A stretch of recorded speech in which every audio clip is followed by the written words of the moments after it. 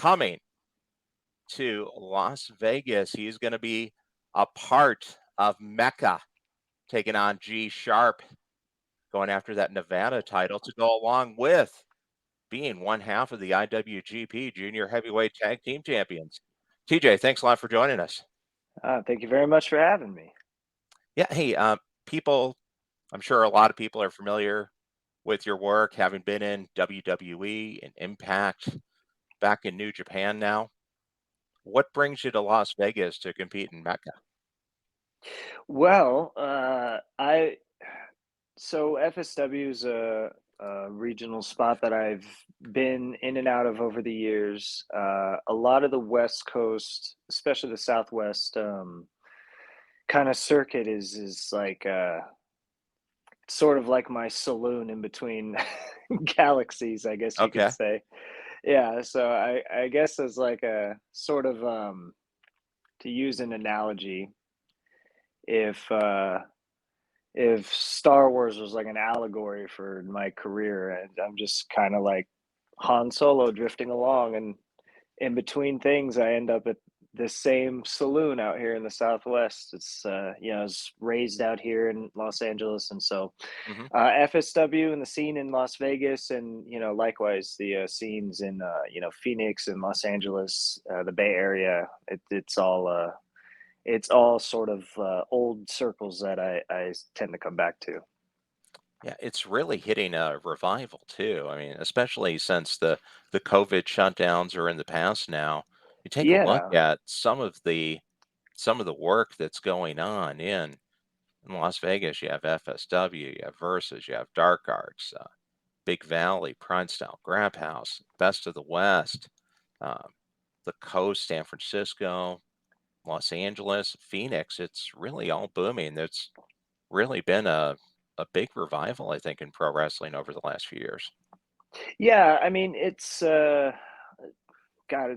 I feel like it's been a while since I've been like an everyday sort of, at least accessibly everyday, independent performer. Like I kind of bounced through a few different contracts, like one after another. So it's been a while since I just kind of did whatever I wanted, and but I feel like when I first got out of WWE in 2019, I don't know that I could have counted a dozen different wrestling companies running regional shows here in the Southwest at that time. Maybe there was close to it, but it feels like there's a lot more now. If not Yeah. at least matching that number, and to go from the last couple of years to this so quickly, I feel like is definitely a big expansion. Yeah, and the caliber of the shows too, because you're going to have a lot of nationally prominent names on FSW MECCA. Well, Couple I think of FSW is definitely I feel like a flagship, for the region. Absolutely.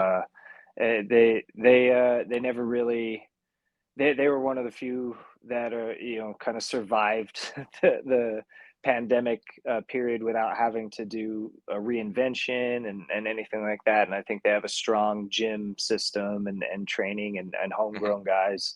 And I think that speaks to the type of cards that they can build, that their homegrown guys are strong enough and viable enough to have national talent come and mix in on the card. And there's not a lot of places that are like that, like true tent pole places on the independent circuit nationwide. Like Yeah. there's very few that kind of end up in sort of that. God, it's hard to say. That PWG, GCW, like IWA Mid South before that, like Yeah. like that sort of caliber where it'll attract stars from a national level. And Sure. I definitely think FSW does that. Yeah, like a super independent almost, really just like Yeah, a step away, yeah, because yeah. you have your MLW champion Hammerstone, one of your fellow New Japan wrestling, not exactly a teammate, but Bullet Club, Chris Bay. Now they're One of not my exactly one of friends my with the one of United my Empire. one of my favorite rivals. Yeah, Yeah. so it's definitely a high level show, and you're going to be right there, one of the best technical wrestlers and also one of the best high flyers going. If people haven't seen your Iron Man match against Josh Alexander from Impact, it was right up there with the match that got all the praise in the last month with Bryan Danielson against MJF. It's just a Well, great display of wrestling. thank you for the kind words. It's probably one of those things that'll remain a lost gem. I think there's not a lot of incentive to go back and watch pandemic era shows for anybody, really. Not a lot, like Sure. people. That the WrestleMania from that year is probably going to be forgotten.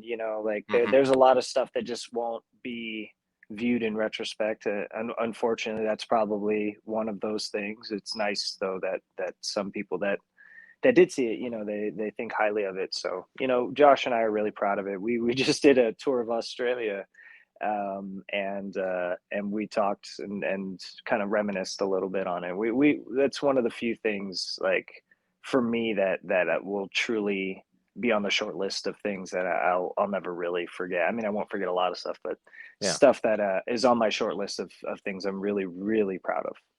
Well, that was an amazing outing, especially with even though there was no fans there, the other wrestlers came out of the locker room, so you did have the wrestlers kind of coming out as the match was going on. I think it really helped build momentum because people are coming out of the locker room to watch. Yeah, I mean, what we do is it's an audience based performance art, and the game that we play, it includes that entity, and so it's I don't want to say it's difficult. It can be, but it's difficult to remove an element like that, and especially for a lot of people that are just not accustomed to it.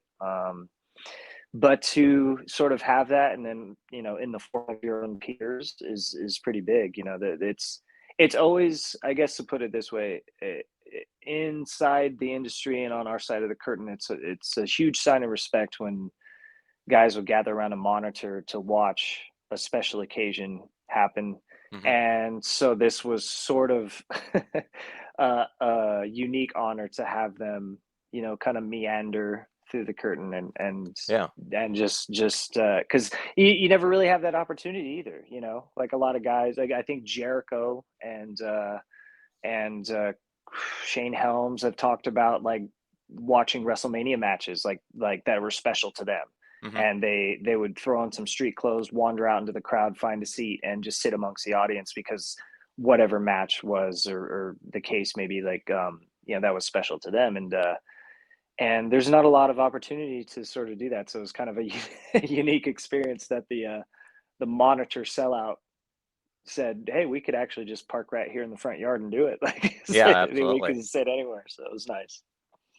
Now that you're back in New Japan Wrestling, there's definitely a little bit of a difference in style. I think people that watch WWE, watch AEW, watch Impact, they can see the different styles in each promotion. And New Japan, of course, more of the strong style. How is it balancing different promotions? You have a real flexible style. Do you kind of carry your own TJ style over, or is there a little bit of a difference depending on the company? Uh, it's sort of Bruce Lee. He says, "Be like water," Hmm. right? Become the cup. I think that my experience and being fortunate enough to do it as long as I have, and it's hard for me to count so many years. So I kind of lost count a while ago. But I think somebody told me I'm on year 25 now, Yeah. or maybe 25 has been ticked away. Maybe I'm on 26. I don't know, but it's been a while, and I've done it so many places that the unique byproduct to that is still being in my prime, but having so much, I guess, translatability and versatility. It Wrestling is in its purest form is kind of the same. It's a universal language. There's not really as big a differences as people think.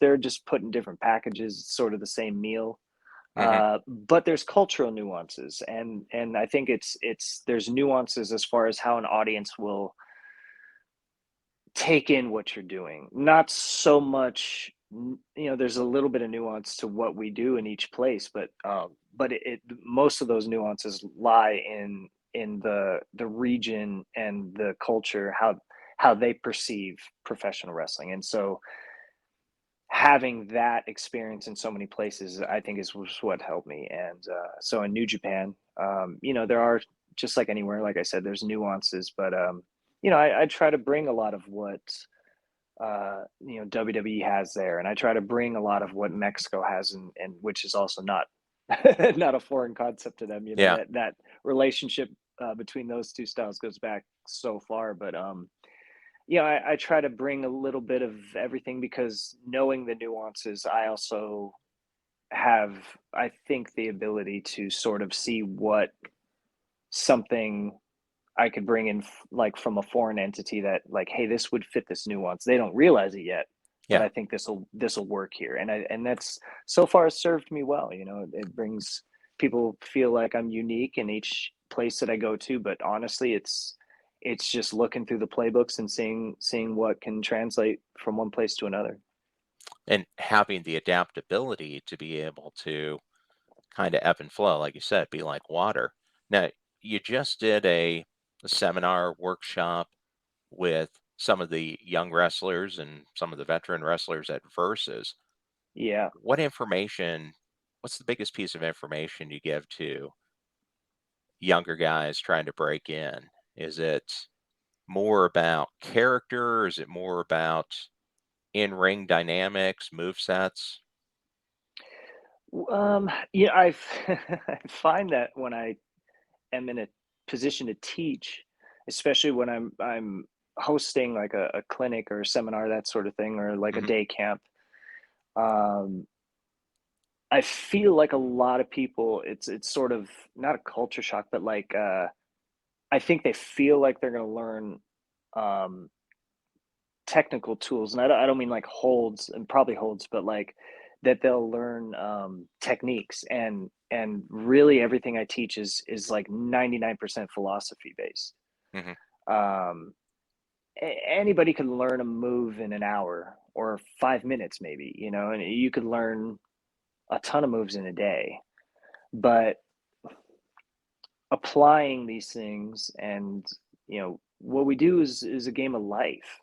That's why pro wrestlers, their prime is so much later than normal athletes. Like, there's a sweet spot somewhere between, say, 35 and 45. There's a sweet spot somewhere in that decade of a person's life. If they're healthy and they've taken care of their body, then they can still be in pretty close to the same condition that they were in their 20s, but Yeah. their mental capacity and their life experience is so vastly greater than when they were in their 20s.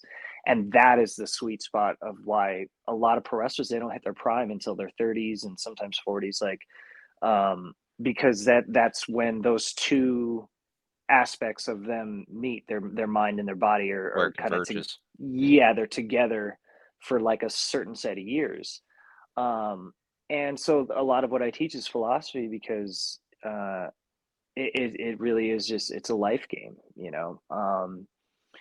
and I think when you learn that, it's like, I don't know, The Last Dance. Michael Jordan had that documentary that everybody's, a lot of people have seen the last few years since it came Sure. out, and there's a very good excerpt from it that I think suits, I guess, what I'm trying to say now is, so BJ Armstrong, the point guard for the first three-peat team, he said sometime around 1991, 92, when they started winning championships, those first two NBA finals, he said in the interview, he says, at a certain point here, Mike stopped playing basketball and started managing the game. And that is sort of what I try to teach people to think about and to focus on. Like, once you can take care of yourself and you're not hurting yourself or others, and you can do the moves and you kind of know what you want to be, who you want to be, that sort of thing, you got to forget about wrestling, because it's not about the game.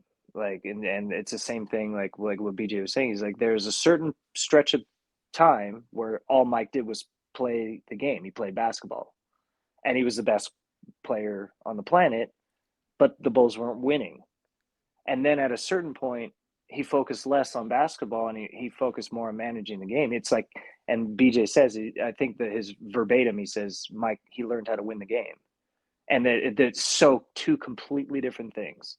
You could spend 48 minutes playing the game, or you could spend 48 minutes trying to win the game in the last 5 Mm-hmm. minutes. And that's sort of like what we do. Like you could spend an entire match, whatever time you've been given, you can spend the entire time thinking and focusing on wrestling, or you can focus on your audience and the counterparts you have in the ring and creating something that is going to be bigger than just the art itself. And that's what I try to teach is the art of that art, I guess. Oh, that makes a lot of sense. This is going back a ways. Back when I did sports radio and morning drive in Cleveland, Ohio, I used to interview a WCW wrestler once a week because they were on the circuit. They would come through Cleveland about, Right. once every Yeah, 2 months. yeah. And Lord Steven Regal was one of the guests, and got talking with him, and he'll talk a long time. And he was telling me about how you're not a pro wrestler until you're in your 10th year. And this is years. This is when he was still an active wrestler, years before he was a, executive with NXT and scouting. But he was already thinking about that and how you get ready, how you move into the next position. What you said makes so much sense, because you look at people who would say, hey, they're the best wrestler in the world right now. Kenny Omega, the current IWGP US champion, 37. Cody Rhodes, 37. Roman Reigns, I think, is 37. You're in your late Same 30s? age. Same age, yeah. 38 just turned. Okay. Yeah, we're all around the same age, yeah. And Bryan Danielson just a little bit older, and he just went through the 1 hour Iron Man match at the last Yeah. AEW pay-per-view. So, yeah, it makes a lot of sense. Like there's also I mean, just to kind of stick with the sports analogy, there's a saying amongst NHLers. Like there's some NHL players and they're like they'll have great careers into their 40s, and it's like how Mhm. do they? And it's such a physical game, and I've played every sport, and ice hockey also as well, and it's such a physically demanding sport, and just to have the legs for it and everything, and it's so funny because it's probably of all the sports, it's the one that you see people still playing in men's leagues and beer leagues when they're like a lot older in age, and you would see guys playing in, say, like a softball league or like basketball or something, like a city basketball league. Like you see guys like super late into their adulthood, playing this game, and then even at the pro level, you see guys like maintain their careers, and then but the thing that you hear all the time is that as you go, you learn the bounces. You know, these Mhm. guys aren't worried about trying to skate with everybody. It's like I said, they're not trying to outplay the game. They could see where things are going to develop, and they don't have to dedicate their body to figuring that out on the way. You know, they can cut the puck off where it's going to go because they've seen it bounce that way 1,000 times, Sure. whereas a young player doesn't. So they'll have to sprint there because they're chasing it the whole time. And so I think wrestling is the same way.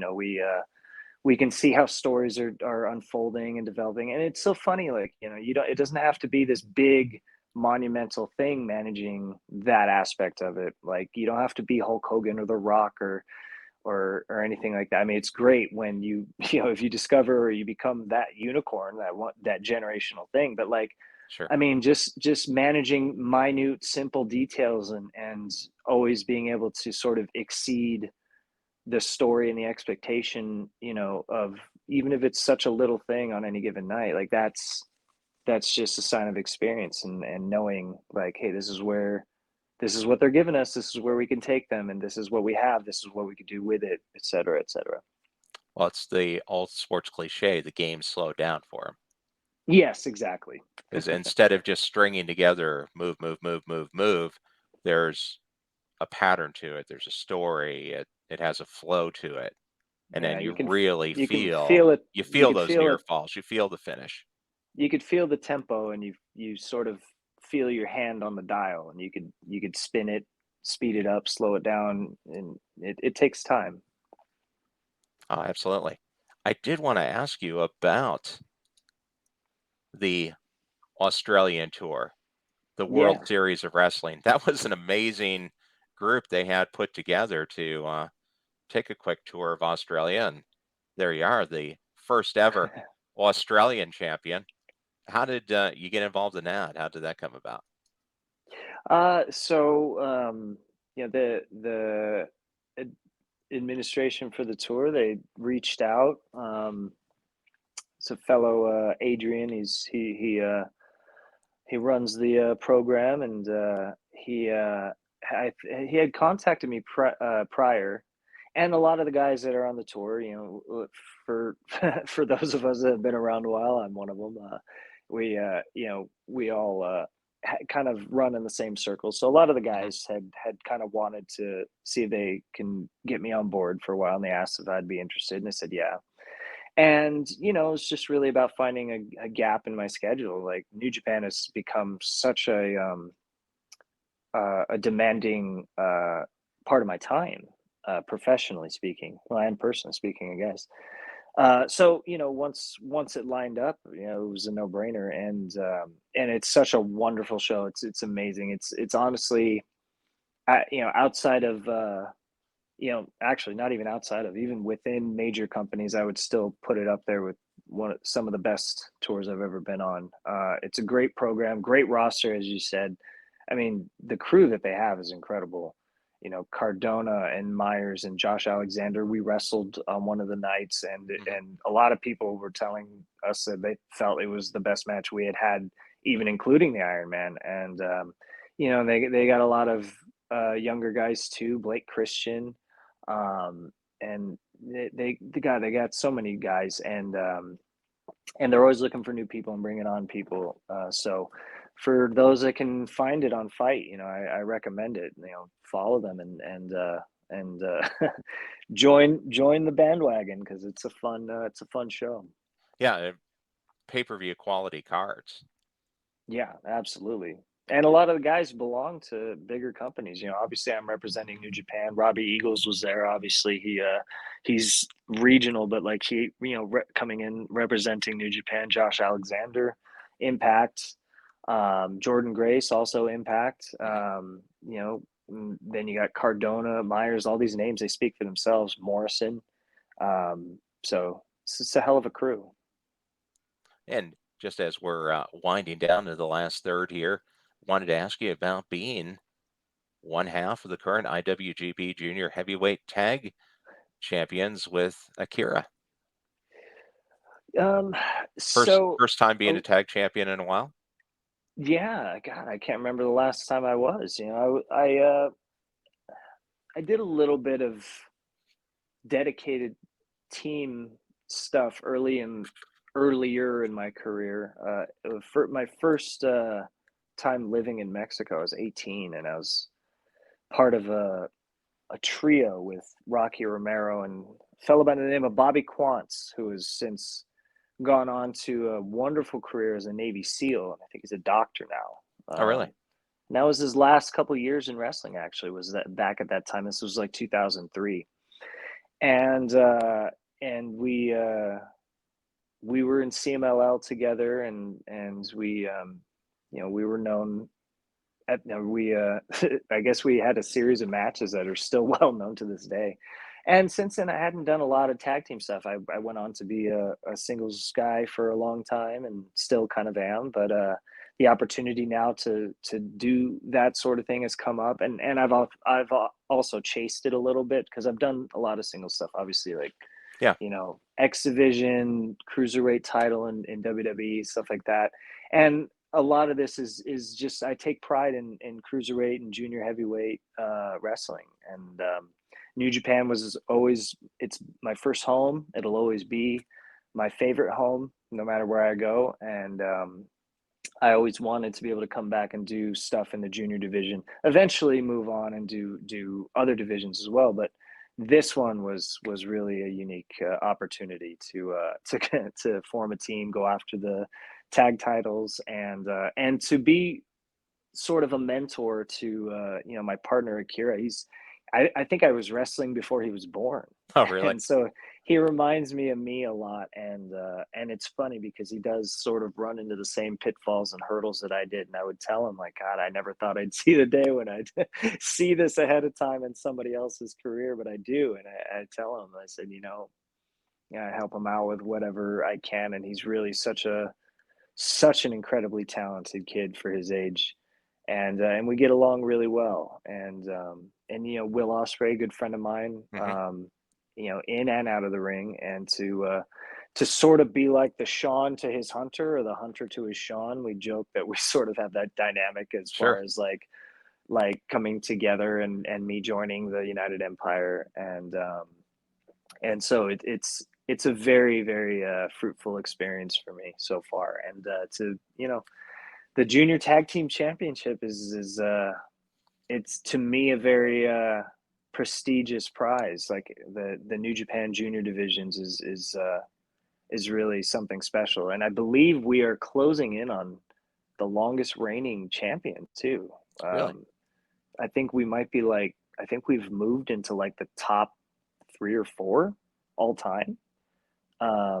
And fingers crossed we get through this next tour Hmm. and get to our next defense, because I think if we do, then we move into #1. So we'll see. But so far, I mean, top 3 or 4, I can't No, it's can't terrific. can't complain about that.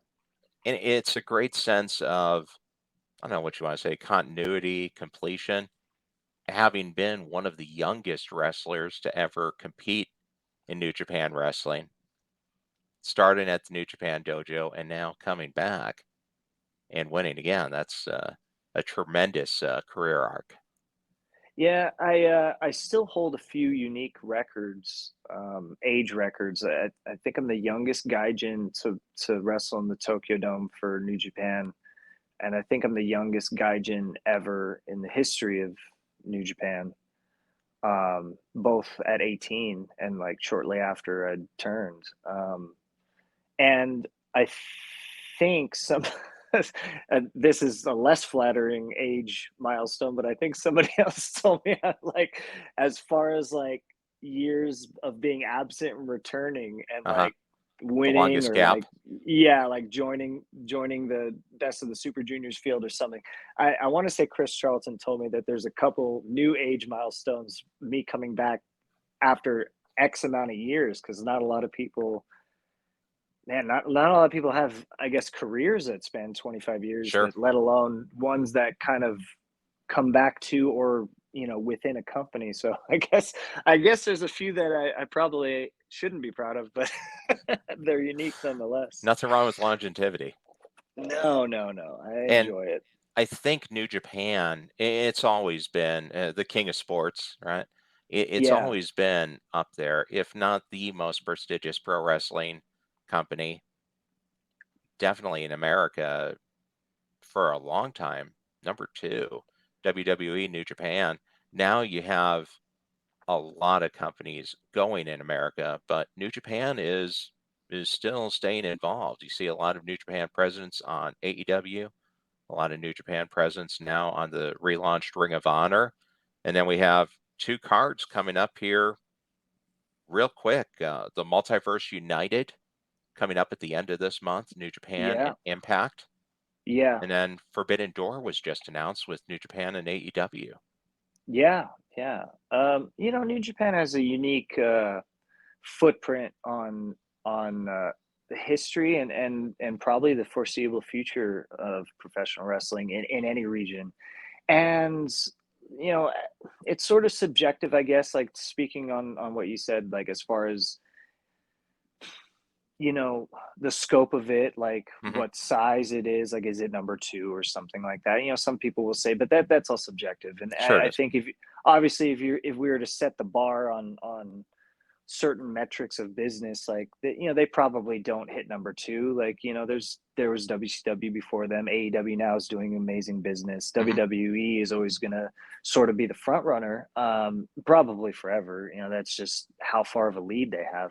But Sure. I think the unique thing about the footprint they have is it's sort of like they provided a spine to wrestling, because so many things have sort of come from, has an origin story traced back to New Japan. You know, a lot of prominent heavyweight cultural changes and things come from New Japan Pro Wrestling and the Inoki generation. The junior heavyweights, and now even the heavyweight style, can be traced all the way back to Dynamite Kid and Tiger Mask.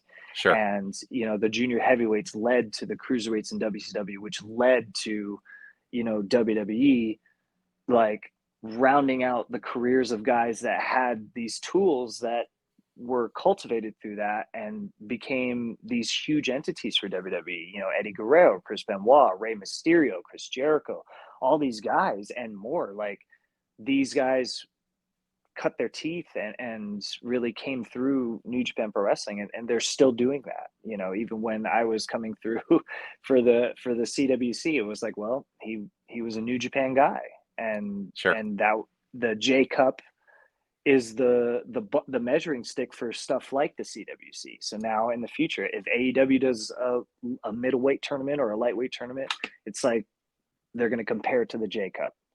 When we did the CWC and WWE, it was compared to the J Cup. And so Hmm. New Japan has provided this pathway that I think people still don't even see how far ahead it's paved the way for other stuff that's probably still yet to come. And all this history can be traced back to New Japan. Well, and just the foundational system that New Japan has in place. Um, I just did a talk with the head trainer at the New Zealand dojo of New Japan Yeah. Wrestling. So they are literally everywhere. Well, And I you want to never go see a ahead lack and of fundamentals in the system, I'll tell you now go ahead and that. move to the championship round here. We got the Las Vegas wrestling scene title here for you. All So right. get a little championship. Just a few quick questions as we wind it down. One of your repertoire of finishing moves, the Mamba Splash. Yeah. Where does that come from? So, obviously, I named it after Kobe Bryant. As an Hmm. LA kid, and you know, a Lakers kid growing up, and Kobe was always a huge influence on me, especially in the harder times in my life. Like, looking at how he handled pressure in his career, and you know, he went right out of high school to the NBA, and I was plucked right out of freshman year into my career, and he was only a couple years ahead of me. So it's sort of like I always watched him, like, how does he manage this, and sort of thing. So I Hmm. named it after him. But the move itself, it's actually adapted from a crossbody that a good friend, Lindsay Dorado, invented. And he was a big fan of the NBA Jam video game, Vince Carter, and he wanted to copy that dunk that both Vince Carter and Kobe did in the dunk contest, and the between the legs pump. And so he Sure. used to do it all the time. If you go back and watch 205, he used to do it all the time on Raw and everything. And he was one of my best friends. He was sort of like, you know, the car mate for me. And so when we went our separate ways, company wise, him and Cedric Alexander and Swan, like, we sort of borrowed each other's moves a little bit. We kind of picked one thing from each guy. Like, hey, I'm gonna use one of your things just as sort of like a hello. What, like, we're not in the same ring anymore, but just a hello. So I Yeah. came up with the Mama Splash based on Lindsay's move. So thank you, Lindsay. Great.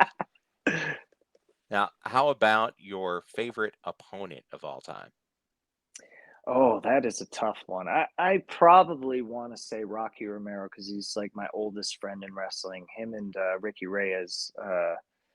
They're literally the first two guys I ever really sort of made a relationship with and made a friendship with. And they, you know, Reyes actually just retired earlier this week, and I wish him the best in that. He's focusing on being a dad and hanging it up. I'm sure it'll rope him back in at some point, but you know, these guys are my big brothers. I could wrestle them in my sleep, and I never have more fun than when I'm with them, just because it's like I just can close my eyes and Just it'll go. happen automatic. Yeah, it'll happen automatically. And so, you know, Rocky Romero, I'd say, is probably my favorite. Okay, good answer. And he's still infrequently part of chaos with New Japan Yeah, and well, he just AEW. spent some time in Mexico. He won a title and then he lost it in embarrassing fashion, lost his hair. So Ah, he's still he got the lost eye it. patch though. Yeah, yeah. But yeah, he's got a haircut this week. Oh man, hate losing the hair versus hair match. What Yeah. about who you'd like to face the most that you haven't yet? Oh, that's always the toughest one. I've never really been a bucket list guy as far as that goes. You know, I've never looked at somebody and I guess I don't put people on pedestals enough, I guess. You know, there's obvious answers, guys that are my heroes or something like that. You know, but I like to sort of steal a quote from Tom Brady, like when Hmm. people ask, you know, but people also ask me what my favorite match is. So when they also ask me who do I want to wrestle next, I just always say the next one. So that was Tom Brady's answer. Like what, like they would ask him, you know, for his career, he would just say the next one. I think that's great perspective. You know, I think Yeah, whatever the next one is, I hope that the next match is my best match ever. I hope the next opponent is my favorite opponent ever. Um, and that'll be my answer every day. no, great answer. And in that spirit, coming up, going to be going after the Nevada State title, taking on G Shapre at MECCA IX in Yeah, beautiful Las Vegas. trying to make my bag heavier, I guess. Yeah. What about G Shapre? What stands out about him to you? Well, now he's got this unmatched rage I didn't know was inside of him. You know, he had spent a bulk of his career, you know, with a different aesthetic to him and with a different Hmm. focus and attitude, and he's completely changed gears. I think for the better. Unfortunately, maybe for me because I'm the next guy that has to wrestle him. But you know, Sharp is he is one of the more talented, undiscovered people I've come across, and somebody I've spent a lot of time in the ring with, on and off camera. And I'm extremely proud of the things that he's done. And I'm more so proud of the path he's taken to sort of become the wrestler that he is today, because he did a lot of the same things that I did. You know, he chose to go out and stick his neck out there and put himself in different places and learn things.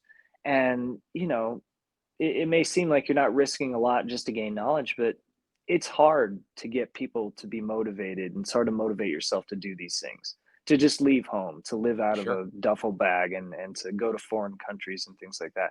And he's done all these things. And that's very, very rare now.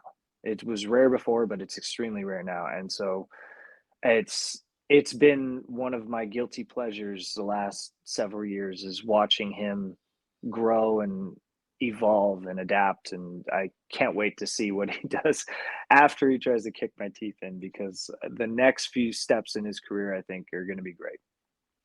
Excellent. Well, hey, TJP, thanks for joining us here on LVWS Confidential. And we'll be sure to be watching MECCA IX and then checking you out on New Japan World as well. Thank you very Thanks for much for stepping in having the me. ring. Absolutely. Appreciate it.